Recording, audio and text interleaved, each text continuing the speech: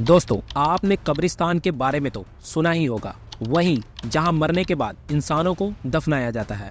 लेकिन दुनिया में एक ऐसा कब्रिस्तान भी है जहां इंसानों को नहीं बल्कि जहाजों को दफनाया जाता है। जब एक इंसान की सांसें थम जाती है, उसके दिल की धड़कन रुक जाती है, तब उसकी बॉडी को कब्रिस्तान में दफनाया जाता है। यानी कब्रिस्तान वो जगह है जहां इंसान की मौत होने के बाद उसे रेस्ट करने के लिए छोड़ दिया जाता है। लेकिन आज हम आपको एक ऐसे कब्रिस्तान के बारे में बताने जा रहे हैं जहां इंसानों को नहीं बल्कि जहाजों को रखा जाता है। जी हाँ, ये कोई मजाक नहीं बल्कि सच है। इस कब्रिस्तान के बारे में और डिटेल से जानने के लिए वीडियो को अंत तक जरूर देखें और वीडियो को लाइक और चैनल को सब्सक्राइब करना ना भूलें। दोस्तों, कब्रिस्तान का नाम सुनते ही दिमाग में एक डरावनी छवि उभरने लगती है, लेकिन दुनिया में एक ऐसा कब्रिस्तान भी है जहां इंसानों की लाशें नहीं बल्कि जहाजों की लाशें रखी जाती है। जी हाँ, हम बात कर रहे हैं बोनयार्ड की, यानी कि जहाजों का कब्रिस्तान। ये जगह अमेरिका के एरिजोना के रेगिस्तान में मौजूद है। 2600 एकड़ में फैले इस इलाके में 4400 से अधिक हवाई जहाज और स्पेसशिप मौजूद है। असल में यहाँ उन जहाजों को ही क्यों रखा जाता है जो कि अब इस्तेमाल नहीं किए जा रहे हैं और जो कि कबाड़ हो चुके हैं। जब कोई प्लेन खराब हो जाता है तो उसे यहाँ लाकर खड़ा कर दिया जाता है। इसके बाद जिनके सुधार की संभावना होती है उसे सुधारा जाता है। बाकी के कुल पुर्जे निकाल लिए जाते हैं। उसके बाद पार्ट्स को दूसरे विमान के निर्माण में इस्तेमाल किया जाता है, जबकि बाहर की बॉडी ऐसी ही खड़ी रह जाती है। सेकेंड वर्ल्ड वॉर के बाद यहाँ हजारों जहाज को खड़ा कर दिया गया है। यहाँ खड़े कई जहाज तो ऐसे भी हैं जिनका इस्तेमाल नासा भी कर चुका है। यहाँ कई तरह के ट्रांसपोर्ट एयरक्राफ्ट से लेकर बॉम्बर्स, फाइटर प्लेन्स, यूएवी तक मौजूद है। अमेरिका का 309वां aerospace maintenance and regeneration group विमानों के सबसे बड़े कब्रिस्तान की देखभाल का काम करता है। ये ग्रुप बोनयार्ड में खड़े विमानों की मरम्मत कर कुछ को फिर से उड़ान भरने के काबिल बनाता है, और जो विमान किसी लायक नहीं होते उन्हें स्क्रैप कर दिया जाता है या वो ऐसे ही पड़े रहते हैं।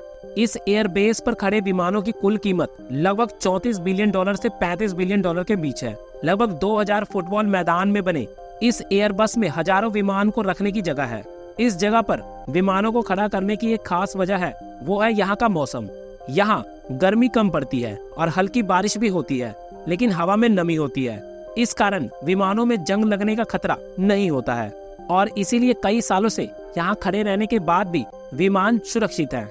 इसके अलावा इस जगह विमानों को खड़ा करने के लिए काफी जगह है, जिस वजह से यहाँ हजारों जहाजों को खड़ा कर दिया गया है और आज भी यहाँ कबाड़ हो चुके विमान भी आते जा रहे हैं। कोरोना काल में जब सभी तरह के ट्रांसपोर्ट पर रोक थी तो कमर्शियल फ्लाइट को स्टोर करके रखने की डिमांड काफी बढ़ गई थी, जिस वजह से यहाँ खड़े विमानों की संख्या भी बढ़ गई थी।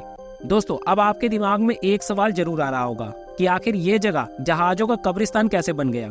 तो इसके पीछे भी एक कहानी है। सितंबर 1945 में जब सेकेंड वर्ल्ड वॉर अपने अंतिम दौर में था और अमेरिका ने जापान के हिरोशिमा और नागासाकी पर परमाणु बम से हमला कर दिया था, जिससे होने वाली तबाही ने जापान का मनोबल तोड़ दिया था और जापान ने आत्मसमर्पण कर दिया था।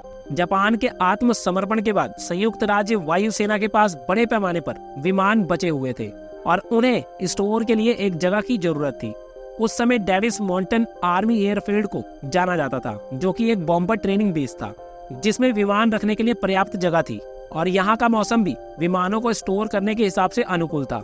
1940 में अमेरिका एयरफोर्स ने 600 से अधिक बोइंग B-29 सुपर फोर्टेस्ट और 200 C-47 स्काई ट्रेन विमान इस जगह पर भेजे थे। उस समय के लिए इस जगह पर इनोला गे प्लेन को भी रखा गया था। अगर आपको याद नहीं है तो याद दिला दे कि ये दुनिया में परमाणु बम गिराने वाला पहला प्लेन था। 1965 में डिफेंस मिनिस्ट्री ने फोनिक्स में United state navy aircraft storage सुविधा को बंद करने और बोनयार्ड में सभी मिलिट्री प्लेन को स्टोर करने का डिसीजन लिया था। आज यहाँ 4400 प्लेन के साथ 6100 इंजन, टूलिंग और ट्रेनिंग इक्विपमेंट की लगभग 3 लाख आइटम स्टोर करके रखा हुआ है। पहले इस जगह पर टूरिस्ट आने की इजाजत थी, जिस वजह से यहाँ कई टूरिस्ट आया करते थे, लेकिन बीते कुछ सालों से यहाँ लोगों की एंट्री बैन कर दी गई, जिस वजह से ये जगह एकदम वीरान पड़ी हुई है। इस कब्रिस्तान में करीब 500 से अधिक वर्कर्स दिन रात काम करते हैं। इनके अलावा कोई भी इस जगह पर झांकने भी नहीं आता। अभी तक ये कोई नहीं जानता कि इन जहाजों का क्या किया जाएगा, लेकिन इनकी संख्या दिन ब दिन बढ़ती जा रही है। और ये जगह सच में जहाजों का कब्रिस्तान बनता जा रहा है। दोस्तों, ऐसा ही एक और कब्रिस्तान है जो अपने अनोखेपन के लिए काफी फेमस है, और हम आपको जिस जगह के बारे में बताने जा रहे हैं उस जगह को देखकर आपके होश उड़ जाएंगे, क्योंकि यहाँ आपको अपनी सपनों की कार कब्रिस्तान में रखी लाश की तरह पड़ी हुई नजर आएगी। जी हाँ, हम बात कर रहे हैं यूएई की। यूएई के शारजा शहर में एक ऐसी जगह है जिसे सुपर कार का कब्रिस्तान भी कहा जाता है।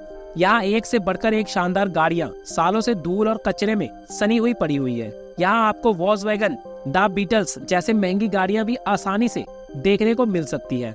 हालांकि ये कब्रिस्तान दुनिया का सबसे बड़ा कब्रिस्तान नहीं है, लेकिन ये दुनिया का सबसे महंगे कब्रिस्तानों में से एक है।